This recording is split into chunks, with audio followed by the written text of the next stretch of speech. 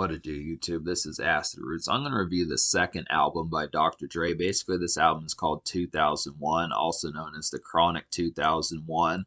And this album came out in the fall of 1999.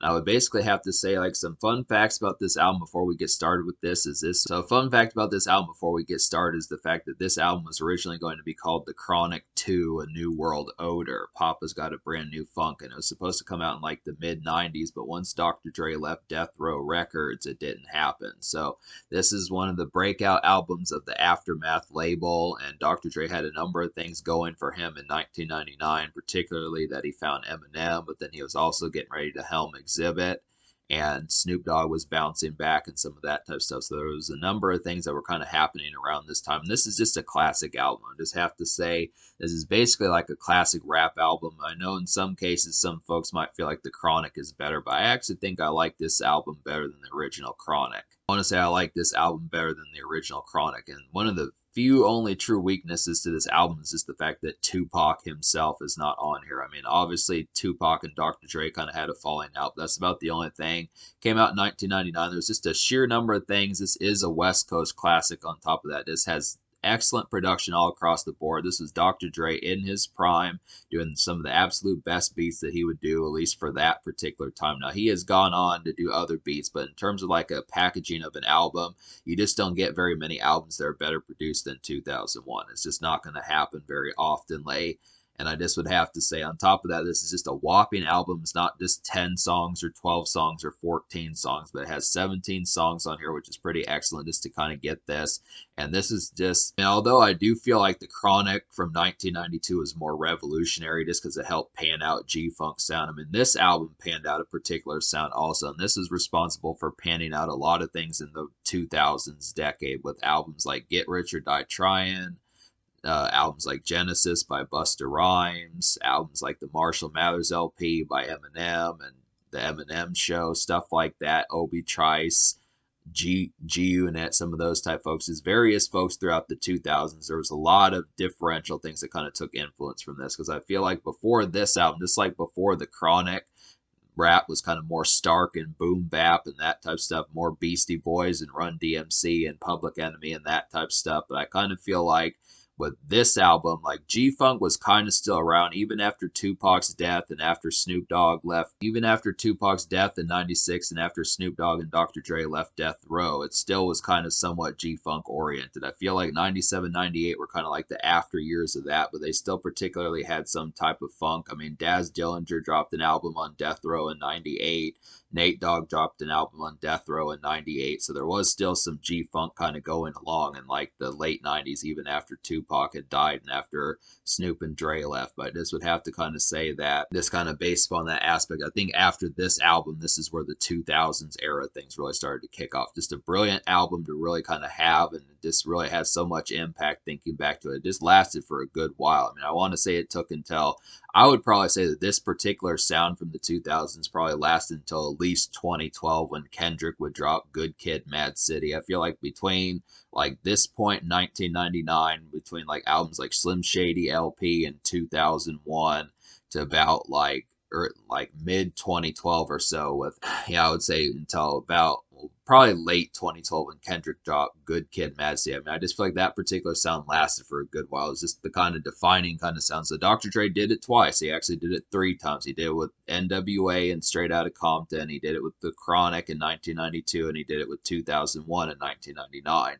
So just sheer album. Just if you don't, like, there should be really, if you're a fan of rap music, there really should not be many reasons why you don't like 2001. This is a sheer kind of one. It's definitely a more recent classic, too. Like, when folks talk about The Chronic being a classic, or Illmatic, or Ready to Die, or the Wu-Tang album, or like ODB's kind of Return to the 36 Chambers, or some of those type ones, other ones like Me Against the World and some of those type ones. I feel like this is one from like the more 2000s era type stuff. When you think of like the Marshall Mathers LP, you think of Get Rich or Die Tryin', you think of 2001, you think of like the Games documentary, some of those type ones. These are just sheer kind of classic albums, and this is a great example of gangster rap and just the expansion of G-Funk and some of that type of stuff as far as what it did for California. Just excellent album. We'll go ahead and talk about the singles. There were 4 of them. There were 4 singles, even though only 3 of them came out in the United States. The Watcher, which was the 4th single, only came out in France, but I still feel like these are some pretty sheer ones. So the first single was Still Dre. The first single was Still Dre. This is a pretty classic Dre beat. It's a defining rap song of the 2000s decade, and it's a club highlight. It's kind of somewhat mellow the more I think about it nowadays, but it's just an overall kind of sheer highlight. This has a brilliant kind of piano licks on the song. It's one of the best rap beats that's kind of been produced. I feel like in a lot of ways, this is one that continues to do damage, and this was so effectual, so lazily kind of effectual. Just kind of, I mean, it kind of has that malaise about it where I look after it. It's not really like an up-tempo kind of sheer bark, kind of bark and bite kind of song, but it just kind of has like, it kind of has the effects of just kind of being like a standard kind of malaise of a day, just as far as that kind of goes. Just more of like, instead of like a 10 o'clock p.m. kind of hit, although it can be played at night, I would kind of see this as more like a 3:34 p.m. type hit where you're just kind of getting off work, some of that type of stuff, just in terms of that sheer kind of just winding down, but this kind of more in like a reflective kind of angle. It's a great song. I just look at the concept behind it, but it's not quite, I mean, I like, as much as I like this song, it's not like a sheer, like the craziest kind of party joint. Dre has some of those on here, like Forgot About Dre and Explosive and some of those type ones. But this is a classic song, but this really, the more I think about it, comes off as more of like a commute kind of song, just a makeshift kind of Dr. Dre song as far as that kind of goes, which is interesting. It's kind of the thing. But it is a classic rap song, classic rap beat, and I want to say that Rolling Stone or some folks like Rolling Stone said that this is basically like the best rap beat of all time, but it's definitely good. I'll tell you, there are plenty of good ones. This is a defining Dr. Dre song. Forgot About Dre is the second single, and he teams up with Eminem on here. This is vintage Dr. Dre and Eminem. Definitely would say they had some excellent chemistry on this song. This really tore the song completely apart. It's a snaring kind of club hit, and it just has some vicious quality. I really feel like the beat is just a perfect little rendition. This is definitely a more lively one. This is Eminem back on his Slim Shady days, back when he was eviscerating things in '99, back when he was just fresh off of his Rap Olympics days and just that sort of stuff. Early Eminem, so it's definitely a pretty sheer quality to kind of get that. And then it's Dr. Dre refurbished and kind of getting his second win and just being on the second era of G-Funk and gangster rap and that type of stuff as far as that kind of goes. Just this is another one that's just a sheer highlight. Just an overall excellent song that just continues to be a classic hit. This is a good one. The next episode is the third single, and this is another highlight. This is just an overall excellent song. This is a great icebreaker, and it's a great kickoff song to kind of have. This is probably a pretty crazy song. I would say that this one competes with Forgot About Dre in terms of sheer craziness. This is like some sheer night craze. It's a smoking song, which Forgot About Dre isn't as much. I mean, it can be, but this is definitely more oriented towards smoking, and it's just some litty nights, I would have to say, on here. Thing about it is, it has Corrupt on here, it has Snoop Dogg on here, and it has Nate Dogg on here. So this is like this. We needed way more songs like this in terms of like songs that should have happened throughout the 2000s. I mean, really, I can't think of many songs that Dr. Dre is actually on with Corrupt from the Dog Pound. So that just doesn't happen that much. And I can't think of many songs that Dr. Dre is on with Nate Dogg. That doesn't happen very much either. But it's classic Dre and Snoop, just easy kind of brilliant type chemistry. Just really, when they talked about the next episode back on the original Chronic and that type of stuff, there was originally going to be a song called The Next Episode. If you didn't know, there was supposed to be a song that got scrapped called The Next Episode on Snoop Dogg. Supposed to be a song called The Next Episode on Snoop Dogg's Doggy Style album, and you can see it on like the original editions of that album. It's on the track listing that the next episode was supposed to be on there. It might be floating around on YouTube somewhere. It's kind of tough to find, but it was a pretty awesome song, I would have to say. It seemed like it was pretty awesome just to kind of get that. I wish that Snoop Dogg would not have cut that song because it would have been pretty brilliant. But there's the next episode on Dre's album. It's just brilliant. This overall classic smoking beat, this classic party track, and this sheer night craze. That's a good one. The fourth single, and I'll go ahead and talk about it, even though I don't recommend this song, the fourth single is The Watcher, and this was only in France. But I look after this song, just didn't like this one as much. I mean, it's just kind of like a more James Bond-esque kind of more... It's kind of a more James Bond-esque and kind of more covert and kind of like this kind of espionage-like kind of song. This really kind of has like more of like a kind of covert kind of feeling about it. I just didn't appreciate that one as much. Just didn't quite do as much damage for me. I mean, it's a good, I would suppose the beat is okay, but it's not enough to really convince me enough to really support this song. I didn't really like The Watcher 2 on Jay-Z's album either. So this is just one. This is the one of There's only two songs I don't recommend on this album, and this is one of them. I just didn't quite see the effects of it. It just felt awkward. I couldn't really think of where to listen to it. It's not really much of a smoking song, and it just is kind of Dre not really having much like commanding presence as much as I'd like him to. It's the song that kicked off the album, and it just didn't do an excellent job of that. So I just didn't enjoy that one. But so we're gonna go ahead and talk about the songs on this album. Out of 17 songs, I wound up liking 14 and a half. So the Almost song is Bang Bang, and the two songs I didn't enjoy were The Watcher and then Act Right, which to talk about the other song I didn't enjoy, Act Right is just kind of another clumsy beat. This probably had the worst beat on the whole album. This is really like the only one I didn't wholesomely like. I mean, The Watcher is at least decent, but it's just not one I recommend. But the Act Right song, which basically only has Hitman on there. Dr. Dre's not even on this song. It's just a real kind of clumsy one that just kind of did not carry the energy well.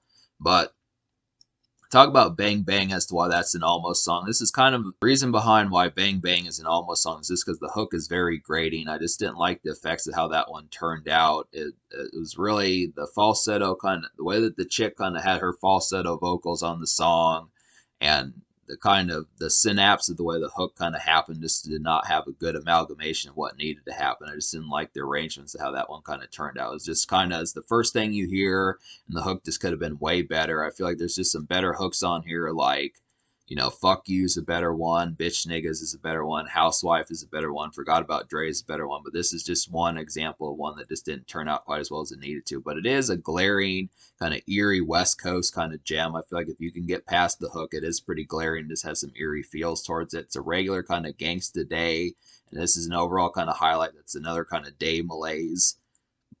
It's another kind of highlight that's just another day malaise, kind of similar to Still Dre and some of that. So Dre actually does have some day commerce on here, and we'll get to some of those that do. But this is just kind of a good example of that.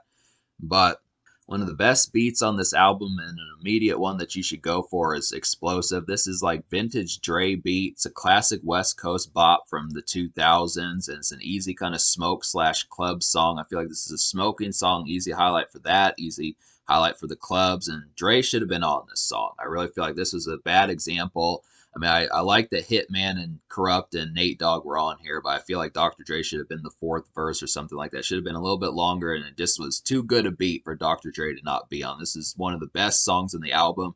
This could have been a single. I mean, this had that much chemistry. Explosive was that good of a song that this could have easily been the fourth single and could have dominated the rest of 2000. Dr. Dre could have easily went further with this album and done so much more with it. But I mean, for what it is, it's a great posse song, but I don't understand too well as to why Dr. Dre wasn't on here. Now, Jackal Goldkick has told me in the past that Dr. Dre was originally going to be on this song, and Royce the 5'9" like wrote his lyrics or something like that. But I do feel like for what it is, this is an excellent kind of song. But I just look after it, he should have been. I mean, it's just that's one of the clumsy ones. Just like when I talk about how Eazy-E should have been on Always Into Something, and that's a forever kind of minus just because that didn't happen. This is another one of those that just was like a kind of kick yourself kind of atmosphere for not happening. But it is an excellent, just twangy kind of beat, one of the best on here. It's another defining one. I feel like this is probably top 3 of best beats on this album. Still Dre is probably top 3. Maybe Forgot About Dre is another one, but I would say Explosive is probably better than the next episode. I mean, all of those are just pretty sheer, but Explosive is easily one of the best songs on the album. Fuck You is a nice one. This is like a sleazy kind of ladies joint on here. Sleazy kind of lazy ladies joint. It's a great expansion of G-Funk, I feel like, as far as how that one kind of goes. And it's just a good times kind of song. It's an effectual kind of one. Devin the Dude shows up on here, which is kind of unexpected. He's pretty good at doing hooks. He does a nice one for this. He had a real great hook on Fuck Faces by Scarface. That's just an excellent one. But it doesn't quite get as good as Fuck Faces, but it is a pretty nice one. It's a good follow-up. It's a good rendition of that same kind of quality, but it's a good rendition of that same kind of quality. And Snoop Dogg's on here too, which is Snoop Dogg's on here, which is a good look for him, which is just kind of a lazy kind of dreary highlight, I would definitely have to say. One of the better beats on this album is Murder Inc. This is a definite pretty good highlight on here. This is probably top 8, I would say probably top 6, top 7, top 8 of best songs on this album. This is definitely in the top half of the best songs on this album. It's got a leery kind of snaking beat on here. It's just some excellent gangster rap, and it has a real brilliant hook. This probably has one of the best hooks on the whole album. Just overall effectually great and just grandiose, I would have to say. And Dr. Dre, this is another song that he should have been on. There's a number of songs that Dr. Dre is not on here. Some of them, like Act Right, is not as much of a deal just because that wasn't that good a song. But this is definitely one that he should have damn well been on. But it's just a great one. Miss Rock and Hitman tear this song apart pretty well. So I just look after as far as that kind of goes. But this real snaking kind of beat, this real kind of snaking beat, this real kind of sheer and just menacing kind of piano keys on here just really nails it pretty well. Bitch Niggas is another nice one. This is a dreary kind of late day commute kind of song. Definitely feel like as far as that kind of goes, it's another one that's kind of like Still Dre and Bang Bang, I would have to say. It's a stellar smoking song, I would definitely say. It's this real dreary feel for that, so it's definitely a nice one. Some lazy summer evenings with the great beat. So I just would have to say this is another song that Snoop Dogg and Hitman are kind of on. So Hitman's going to be on here a lot. He's the one that you're going to see the most next to Dre. And Snoop Dogg's on here at least 3 or 4 times, so this is another nice one. Snoop Dogg really has some nice songs on here that he chooses to hop on, so it's just a nice one. Real nice, dreary, kind of lazy summer day kind of feel. I feel like Big Egos is a dramatic, kind of chilling beat with some night commute. The interesting thing about Big Egos is the fact that I don't talk about night commute songs very much. So if you're active in the night, but it's not necessarily just going to nightclubs and relaxing and kind of smoking and that type of stuff and dancing and twerking and drinking, some of that type of stuff. It's just night commute where maybe you do have work at night, something like that, where you're just in a vehicle or going places and have stuff to do at night that's not necessarily